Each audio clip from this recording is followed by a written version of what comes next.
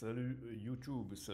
Aujourd'hui, on va parler de Bitcoin. On va parler de Bitcoin avec la chaîne Be In Crypto et en particulier avec l'interview de Yanis Varoufakis. Yanis Varoufakis, c'est un économiste grec.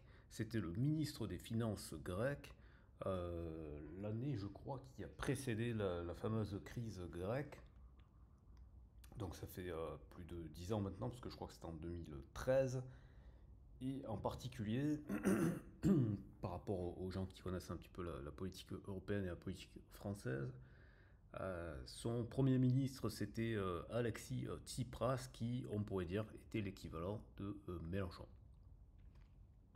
Donc c'était des gens plutôt à gauche, et pour la petite histoire, ou plutôt la grande histoire d'ailleurs, c'est Yanis Varoufakis qui avait claqué la porte à partir du moment où Tsipras a mangé son chapeau et s'est soumis à l'autorité de l'Union européenne et donc a suivi les dictates des Allemands de Angela Merkel et donc a annulé le programme sur lequel il s'est fait élire. Donc Yanis Varoufakis, il a dit bon bah puisque on ne respecte pas les promesses de campagne, je m'en vais. Donc c'est quelqu'un d'extrêmement intègre, c'est quelqu'un qui se tient à jour, puisque vous le voyez, il est là en train de discuter de Bitcoin et pas en l'air, parce qu'il a étudié les systèmes décentralisés, c'est ce qu'il dit à la fin de l'interview. D'ailleurs, je vous mettrai un lien vers l'interview, je vous la recommande, elle est en anglais évidemment, mais je pense qu'il doit y avoir peut-être...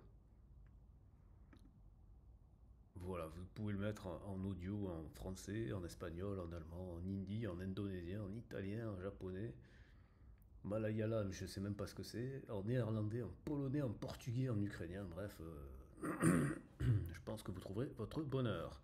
Alors, donc, pardon, je vais attirer votre attention sur juste une partie de la vidéo.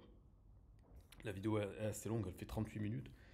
Il parle de plein de choses intéressantes, mais il y a un aspect que j'ai trouvé particulièrement intéressant, d'autant plus que, comme je vous l'ai dit, c'est un économiste et ancien ministre des Finances, donc il connaît quand même, pardon, il s'y connaît forcément beaucoup mieux que le Pékin moyen, et donc en particulier que moi-même, parce que moi, Bitcoin, c'est par l'aspect technologique, par l'aspect programmation que j'y suis rentré, je ne suis pas un économiste, je ne suis pas un financier, donc du coup, je continue à me former et à aller regarder un petit peu, aller écouter à droite à gauche les gens qui ont différentes connaissances sur les sujets et ce qu'ils en disent. Et il a dit quelque chose que jusqu'à présent, ben, personne n'en avait parlé. Parce que souvent, et moi-même, je l'ai répété comme, je l'avoue, comme un perroquet, tout le monde dit ouais, Bitcoin, c'est 21 millions, pas un de plus. Une fois que vous avez compris ça, vous avez tout compris. C'est ça qui fait sa force, etc. Mais en fait, non, ça dépend.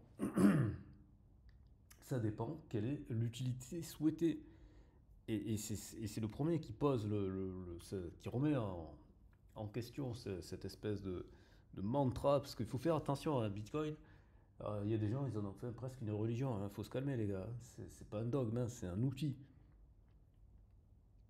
Et donc, ce qu'il explique, que je trouve très pertinent, et je ne sais pas pourquoi j'y avais pas pensé avant, c'est que en fait, une monnaie déflationniste, c'est bien, ouais, sauf que c'est bien si on veut s'en servir de réserve de valeur, mais ce n'est pas bien si on veut s'en servir pour l'économie réelle, en fait. Parce que dans l'économie réelle, si vous avez une dette en Bitcoin, ça veut dire que cette dette, elle va s'augmenter avec le temps.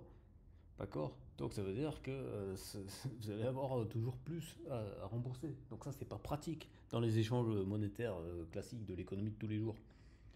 Et donc, en fait, ce qu'il explique, c'est que le fait qu'il y en ait 21 millions et donc que ça soit rare, c'est intéressant si vous voulez de faire de Bitcoin, et ça explique beaucoup mieux le narratif qu'il y a derrière en ce moment, si vous voulez faire de Bitcoin le nouvel or, c'est-à-dire si vous voulez en faire une réserve de valeur. Si vous voulez faire de Bitcoin une réserve de valeur, effectivement, dans ce cas-là, le fait qu'il y en ait 21 millions, c'est un avantage. Mais si vous voulez en faire une monnaie qui soit utilisée pour les échanges économiques dans la vie de tous les jours, là, ça devient un inconvénient.